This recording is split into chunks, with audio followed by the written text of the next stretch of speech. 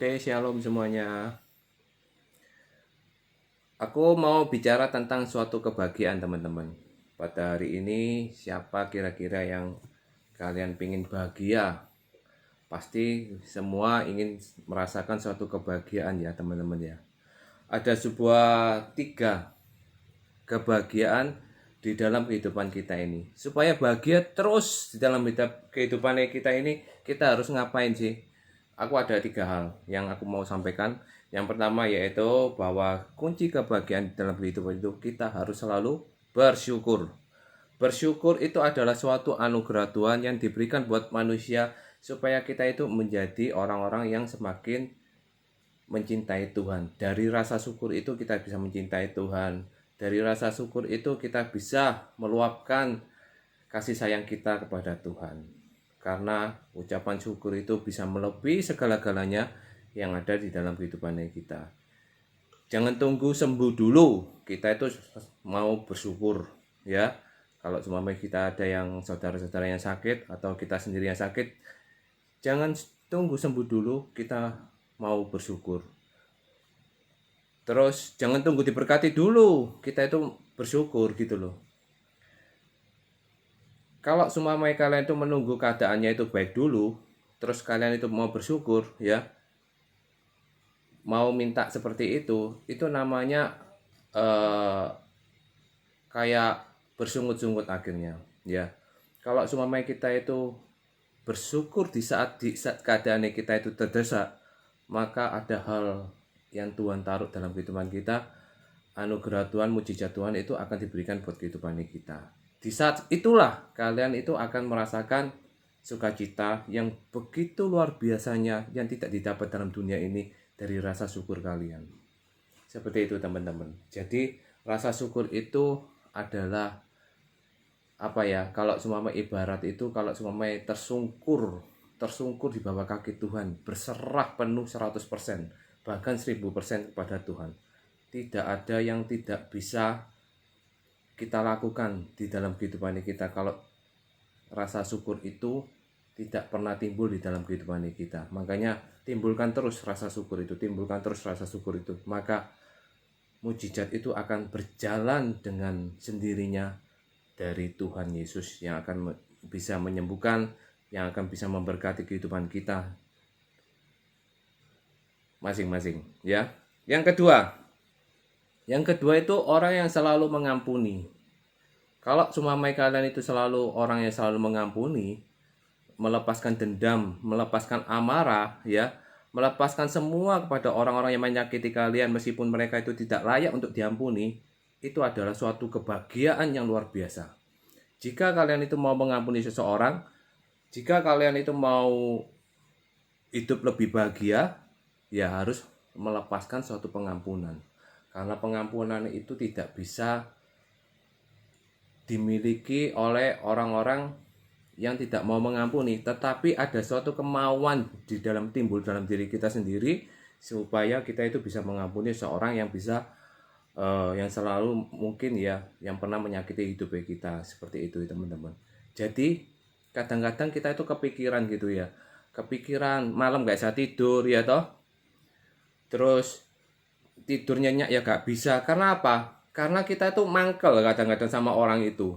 Kita sendiri itu kadang-kadang sakit hati sama orang itu, padahal yang menyakiti itu tidur nyenyak ya toh. Orang yang menyakiti kita mungkin wis ya siksa guyu-guyu, lebih bahagia daripada kita gitu loh.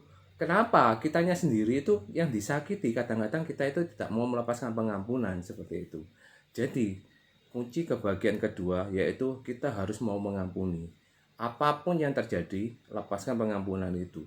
Karena Bapa di sorga itu terlebih dahulu mengampuni hidup kita. Makanya daripada itu kita juga harus mengampuni siapa? Sesama. Karena hukum kasih itu yaitu kasihlah sesamamu seperti mengasihi dirimu sendiri. Yang kedua yaitu kasihlah Tuhan Allahmu dengan segenap hatimu, dengan segenap jiwamu. Seperti itu ya teman-teman ya. Jadi kalau semua kalian itu mau bahagia, yaitu kalian harus mau mengampuni. Yang kedua. Yang ketiga, kalau kalian mau bahagia itu apa sih yang kalian lakukan gitu ya? Yaitu selalu bersukacita. Intinya seperti itu. Jadi hati yang gembira adalah obat. Itu ada ayatnya juga di sini teman-teman. Amsal 17 ayat 22. Hati yang gembira adalah obat yang manjur, tetapi semangat yang patah mengeringkan tulang. Kalau semua kalian mau bahagia, kalian harus bersukacita. Bersukacitalah senantiasa dalam segala hal. Di saat kalian terdesak, kalian harus bersukacita. Di saat kalian mengalami kesulitan keuangan, kalian tetap harus bersukacita. Memang nggak gampang, tetapi itu adalah perintah Tuhan. Tetap kita harus menuruti perintah Tuhan ya teman-teman ya. Dan kalau semua kalian sudah bersukacita, tebarkan rasa sukacita kalian itu kepada orang lain. Ya, jadi bisa transfer spirit kepada orang lain. Dengan sukacita kalian, tebarkan rasa sukacita kalian kepada orang lain. Contoh, kalau menebarkan itu, kalian umpamanya ada teman-teman yang kesusahan, kalian bisa membantu dia. Umpamanya kalian berbagi kasih ke panti asuhan. Kadang-kadang melihat anak-anak panti asuhan itu bisa tersenyum, kita itu bisa merasakan suatu kebahagiaan. Itu salah satu sukacita yang kita bisa bagikan kepada mereka-mereka yang membutuhkan. Seperti itu teman-teman. Ya, karena apa? Sukacita itu karena apa kita itu teman-teman? Karena ada suatu pengharapan yang dari Tuhan yang tidak bisa kita terima dimanapun di dunia ini. Pemandangan laut, pemandangan gunung ya, yang begitu indahnya itu tidak akan memberikan rasa sukacita yang lebih selain di dalam pengharapan Tuhan, selain di dalam hadirat Tuhan, gitu ya. Jadi intinya ada suatu kasih yang Tuhan diberikan pada kehidupan kita yang tidak pernah habis-habis. Itu adalah rasa sukacita yang kita terima setiap harinya. Tidak pernah habis. Kita sampai sekarang bisa sehat, kita bisa sekarang sampai bisa menikmati makanan yang enak, itu karena kasih karunia Tuhan. Kita harus bersyukur melebihi dari segala-galanya. Itu adalah suatu kasih Tuhan yang tidak pernah habis buat kehidupan kita ya teman-teman ya. Ada suatu pengharapan dari Tuhan itu ada 3 teman-teman, saya jabarkan. Yang pertama yaitu kasih Tuhan. Kasih Tuhan ini yang kita terima setiap harinya ya. Meskipun kalian berbuat dosa, tetapi Tuhan tetap mengasihi hidup kita. Tetap kita itu dicari Tuhan ya toh. Sampai ya apa caranya anak itu bisa kembali kepada kasih Tuhan lagi gitu ya. Mesti Tuhan itu mencari seperti gembala itu yang mencari dombanya. Ya, seperti itu ya. Terus yang kedua yaitu mujizat Tuhan. Mujizat Tuhan itu adalah suatu pengharapan dari Tuhan. Yang kita terima setiap harinya adalah mujizat Tuhan. Yang ketiga yaitu kuasa supernatural Tuhan yang melebihi logika kita. Itu adalah suatu pengharapan yang dari Tuhan. Kalau aku ngomong-ngomong tentang suatu kuasa supernatural dari Tuhan yang melebihi logika kita itu, yaitu kadang-kadang di dalam pekerjaanku. Kalau semuanya dalam pekerjaanku ini adalah yang nggak pasti ya teman-teman ya, nyari closingan ya toh, setiap bulan belum tentu ada closingan, tetapi puji Tuhannya ya toh, kuasa supernatural itu terjadi dalam kehidupanku ya. Pasti ada suatu closingan, 1 atau 2 itu mesti ada ya teman-teman ya. Itu karena kuasa supernatural Tuhan yang luar biasa yang aku terima gitu ya. Yang bukan kuat itu bukan diriku, tetapi roh yang di dalam hidupku ini yang bisa membantu aku bisa melancarkan transaksi, negosiasi ataupun apapun juga gitu ya. Karena kalau semuanya yang berpikir tentang Roh Kudus ya, Roh Kudus itu yang di dalam tubuh kita itu harus kuat gitu loh teman-teman. Jadi kayak atlet gitu ya. Bukan roh yang dalam diriku ini bukan roh yang ceking ya toh, yang kurus gitu, yang kurang makan ya toh, karena kita itu kurang dalam hadirat Tuhan. Tetapi roh di dalam diriku itu adalah yang kuat, strong, atletis gitu ya. Supaya apa? Supaya kita saat berjalan ya toh bersama Tuhan ada kuasa yang terjadi gitu ya, ada mujizat yang terjadi. Karena roh di dalamku ini bisa membawa diriku, bisa melancarkan suatu pekerjaanku, bisa roh dalam diriku bisa melindungi diriku dari bahaya COVID dimanapun aku berada atau gimana gitu ya. Ya, seperti itu. Karena roh yang di dalam diriku ini tidak pernah kelihatan sama semua orang gitu ya. Tetapi kalau seumpamane ya apa ya, umpamanya ada orang-orang yang dekat-dekat dengan kalian gitu ya, karena kita itu sering berdoa atau kita itu sering dalam hadirat Tuhan, itu bisa nular ya, nular apa, suatu transfer sukacita, nular suatu transfer kebahagiaan pada orang lain gitu ya. Entah itu gimana, umpamanya aku deket-deket dengan Iren gitu ya, aku bisa senang gitu loh, karena memang dia ketua TG atau apa gitu, mungkin Iren sering deket sama Tuhan gitu, iso bahagia, iso senang gitu ya, bisa transfer spirit seperti itu ya. Kayak nularnya itu Roh Kudus itu seperti COVID gitu ya, yang tidak pernah terlihat ya, seperti itu juga. Jadi roh yang di dalam diri kita itu strong, harus kuat gitu ya teman-teman. Apapun bentuknya kita harus strong gitu ya. Di dalam rohnya kita itu harus berapi-api gitu ya. Kayak umpamane film Dragon Ball itu kayak Super Saiyan gitu loh ya. Super Saiyan yang 1, 2, 3, 4, 5 seperti itu. Nah, kalian itu strongnya itu seperti apa ya? Kita yang tahu sendiri gitu loh. Roh Kudus yang di dalam diri kita itu seperti apa ya. Terus masalah doa juga, kadang-kadang kalau umpamanya kalian mau mengalami suatu kebahagiaan itu seperti ini teman-teman.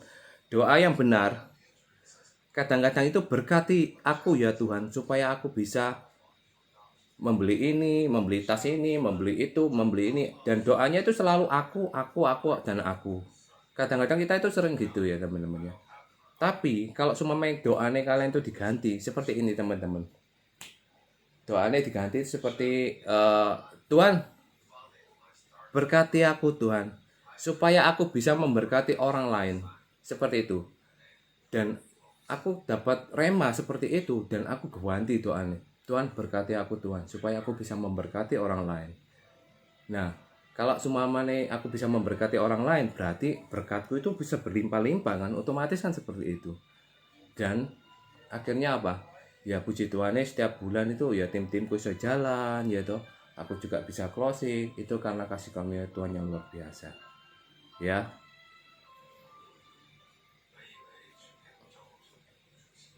Ada suatu ilustrasinya seperti ini teman-teman. Ilustrasinya seperti ini. eh ada ada 3 malaikat. Ada 3 malaikat itu Tuhan disuruh Tuhan itu disuruh Tuhan untuk pergi kemana? Pergi ke dunia. Ya wes, malaikat cepet pergi ke bumi. Oke, 3 malaikat ini langsung pergi ke bumi. Loh, lapo aku suruh pergi ke bumi? Tolong taruh 3 kebahagiaan ini, aku taruh kamu ya. Malaikat 1 tak kasih 1 kebahagiaan, malaikat 2 tak kasih 1 kebahagiaan, malaikat 3 1 kebahagiaan. Coba taruh di mana kebahagiaan itu? Yang pertama, malaikat yang pertama disuruh Tuhannya itu pergi ke bumi. Terus malaikat yang pertama ini naruh di mana teman-teman? Naruh di mana? Di gunung. Ya. Terus di pantai. Yang seneng traveling itu kan biasanya kita merasakan suatu kebahagiaan ya, kalau pergi gunung, pergi pantai ya toh, pergi laut ya toh. Terus pergi kota, pergi ke pulau, mall-mall, itu taruh di sana. Malaikatnya naruh di sana. Kebahagiaannya naruh di pantai, naruh di gunung, samudra ya toh, laut, semua yang begitu indahnya pemandangan ini ditaruh di sana. Yaitu taruh di sana. Kebahagiaan ditaruh di sana. Terus habis itu malaikat kedua. Malaikat kedua itu ditaruh kemana kebahagiaannya? Ditaruh di perhiasan. Ya, berlian, bioskop, film drakor ya toh. Bahagia toh kalian yang seneng lihat drakor ya. Terus sepeda, hobi-hobi kalian ya toh, sepak bola mungkin, mobil mewah, rumah besar mungkin luas 2000 atau 1000 gitu ya. Ada kolam renangnya, itu suatu kebahagiaan. Malaikat kedua itu disuruh menaruh kebahagiaannya di sana teman-teman. Ya. Terus ilustrasinya berikutnya, malaikat ketiga ditaruh di mana? Malaikat ketiga itu menaruh yang paling tepat, sampai Tuhan itu salut sama dia. Malaikat ketiga, kamu taruh di mana kebahagiaan itu?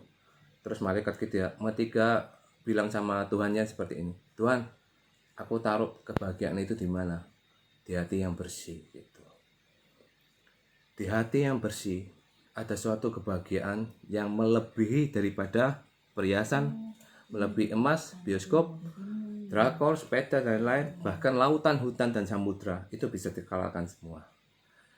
Jika kalian memiliki suatu hati yang bersih, itu adalah hati yang paling mulia, hati yang paling merubah mindset kita itu menjadi lebih baik, ya toh. Hati yang bisa mengampuni, hati yang bisa memberikan sukacita yang lebih dalam kehidupan kita gitu ya. Hati yang bisa bersyukur, itulah adalah hati yang bersih. Teman-teman, kalau semua dalam kehidupan kita mulai cross check masing-masing ya. Apakah hati kalian sudah bersih? Apakah hati kalian mulai goyah iman kalian, ya toh? Apakah hati kalian itu mulai merasakan gundah, sudah gak percaya lagi sama kuasa Tuhan, mujizat Tuhan atau apapun juga? Mulai bersihkan hati kalian, lingkupi dengan kuasa Tuhan, bahkan kalian akan merasakan sukacita yang lebih, kalian akan merasakan kebahagiaan yang lebih. Banyak teman-temanku, aku pernah tanya juga, banyak teman-temanku kemarin juga aku tanya satu-satu gitu ya, waktu ngopi bareng gitu ya. Bro, kebahagiaan itu apa sih bro menurutmu? Uang banyak itu bisa bahagia aku. Terus yang kedua, aku bisa sehat, bisa makan enak sama kamu aja, bisa bahagia aku, kayak gitu. Macam-macam jawabannya. Cuman aku ya bercerita ilustrasi ini kepada mereka gitu ya. Akhirnya mereka juga merasakan, oh ya benar omongan lu, hati ini kita itu harus bersih ya ternyata ya. Seperti itu. Bahkan ada suatu temanku, kapan hari juga aku pernah cerita ya toh. Oh ya, aku ada temen loh yang suka pergi ke rumah hantu gitu loh. Jadi YouTuber tapi pergi ke rumah hantu gitu loh. Dan dia itu senengannya nyari hantu gitu loh, pemburu hantu. Jadi kontennya itu dibuat hantu. Terus kemarin waktu ketemu aku tanya, ya apa YouTubermu kontenmu? Waduh bro, wis tak mandekno, YouTube-e tak hapus kabeh. Lho apa? Gak jadi dah. Iya, aku ketemu ketua CG ku kapan hari. Oh, apa? Diapa ngambil ketua CG ku?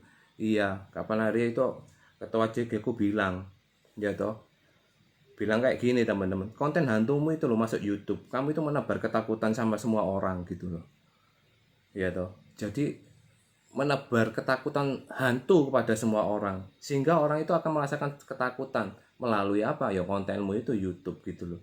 Efek sampingnya apa? Memang nggak ada sekarang gitu loh. Tapi buat keluargamu yang nggak kuat gitu ya, itu akan dapat efek samping gitu loh melalui kontenmu mencari hantu kayak gitu ya. Akhirnya dia bertobat gitu loh, mau cari hadirat Tuhan gitu loh. Kalau aku kapan hari pernah ngomongi dia juga sih, nek aku gak mau cari hantu sih, ya nyari hadirat Tuhan gitu daripada aku nyari hantu ya, konten-konten. Aku pernah diajak juga nyari konten hantu itu, tapi tapi aku gak mau gitu loh. Bro, aku gak mau nyari setan bro, nyari Tuhan aja, Tuhan Yesus gitu loh. Kayak apa aku nyari hantu gitu ya, seperti itu sih teman-teman ya. Jadi selama ini nek semua mana kalian itu mau membersihkan hati kalian, hati yang bersih itu adalah obat gembira, hati yang bersih adalah obat sukacita. Hati yang bersih itu akan menerima sukacita, bahkan mujizat-mujizat Tuhan, apa yang tidak pernah kita pikirkan, apa yang tidak pernah timbul dalam hati, apa yang tidak pernah didengar, akan disediakannya bagi orang-orang yang mengasihi Dia. Kuatkan iman kalian, kuatkan roh kalian, bahkan sampai atletis ya, sehingga kita itu menghadapi hidup ini dengan gelombang dua di dalam fase COVID ini, kita tetap berkarya, semakin cinta Tuhan, tetap pelindungan Tuhan itu selalu ada buat kehidupan kita. Ya teman-teman ya, semoga diberkati. God bless you. Thank you.